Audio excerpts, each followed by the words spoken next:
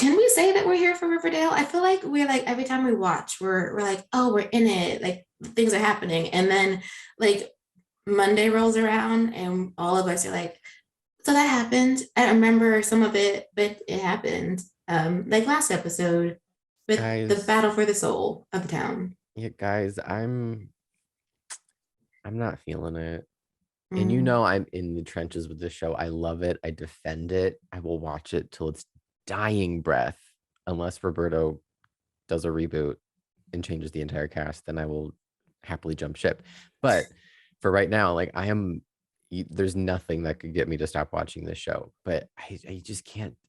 I don't know if I can defend it anymore, guys. Like this episode just took me so far out of it. I was like, I know the show's called Riverdale. I do not care about what's happening with this town. I don't know why they're always in a constant state of struggling for this town. Can't they just like do something else? And by they, I mean the writers. And there were so many for me in this episode, just so much clumsy writing. And I'm not one to ever dog the writing because I think I mean, we get what we get, right? But I also think some of the dialogue is really funny and ridiculous. And I know people trash it, but I think that's part of the camp.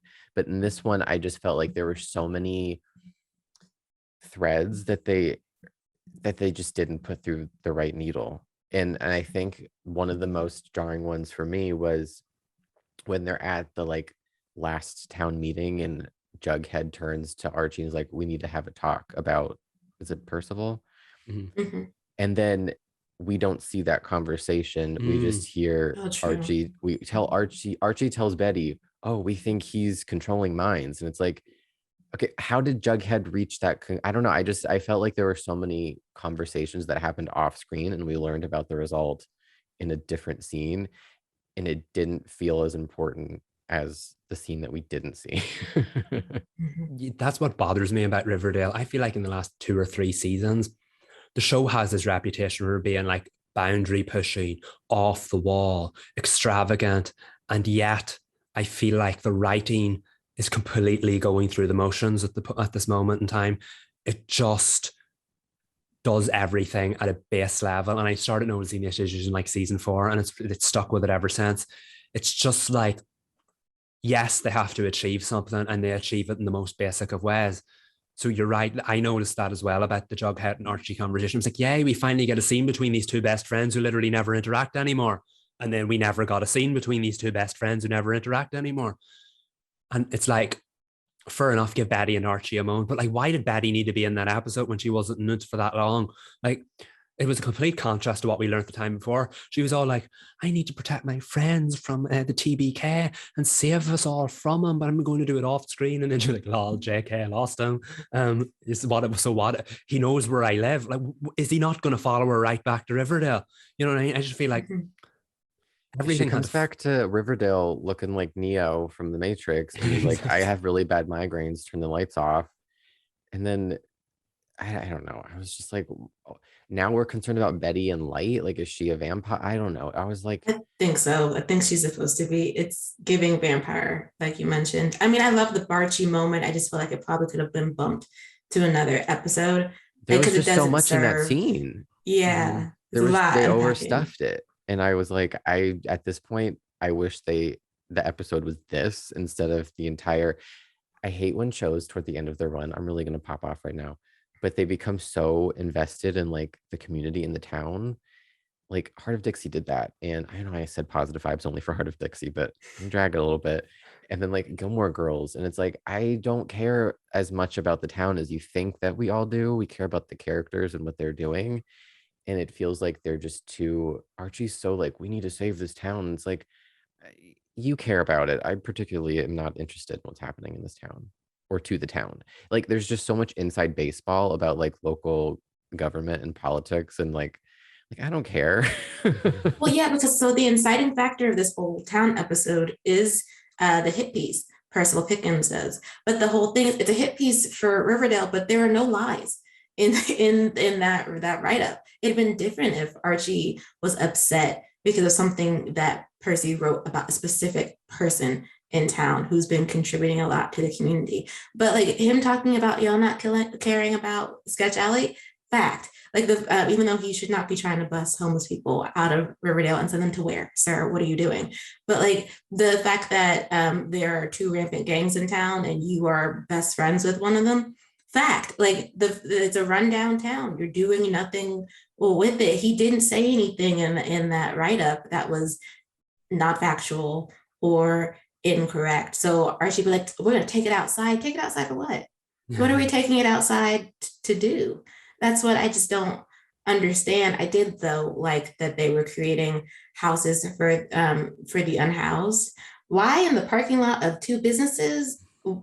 I'm not sure. That doesn't feel Just because the comfortable for set is anybody. limited. It's they didn't want to spend more money on a Budget. different set.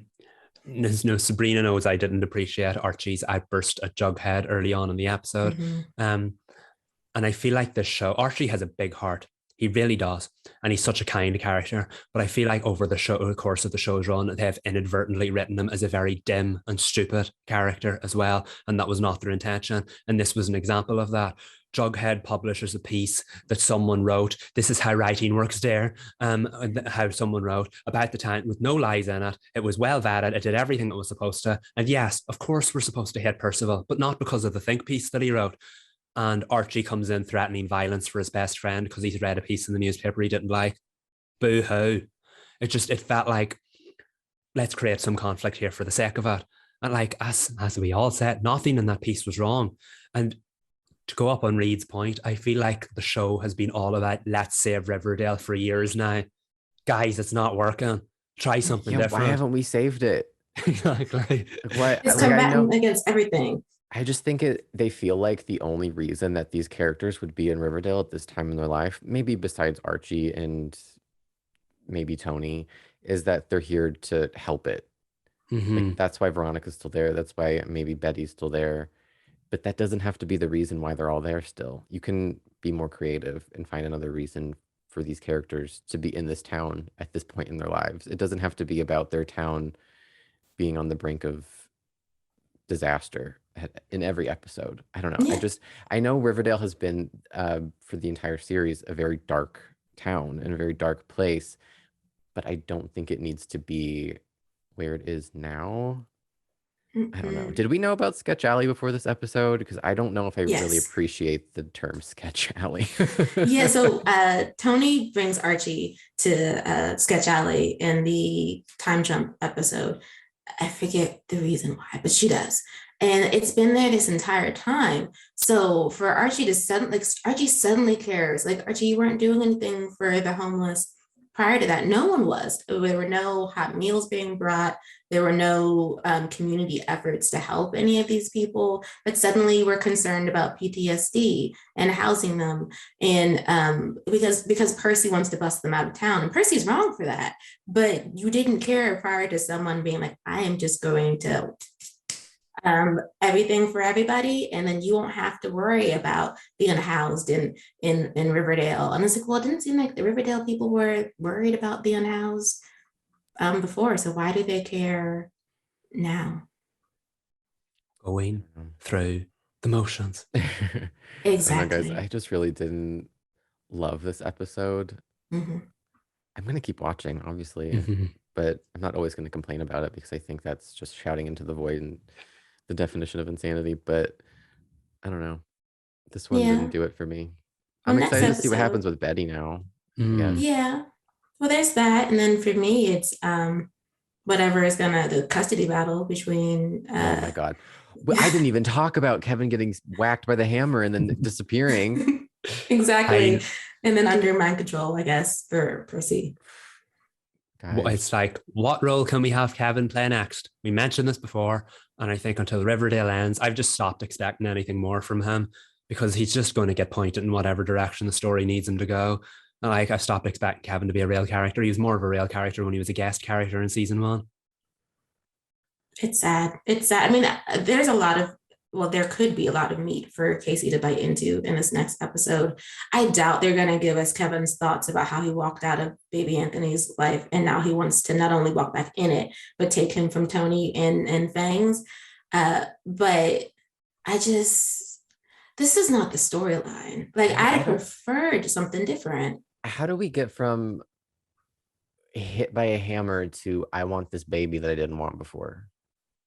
Someone said when I was complaining about it, so a Kevin fan was like, "It's Percival." I was like, "Oh, you know what? You're right. Thank you." It most likely because Percival does visit them in the hospital, so he most likely mind controlled both Kevin But how and his does dad, but how disrupting does Tony. also wait, how long has Kevin been a cop? This episode. The episode before, exactly. His father was like, "Gee, Kevin, I hear you're not going to Broadway. Would you like to be my new deputy?"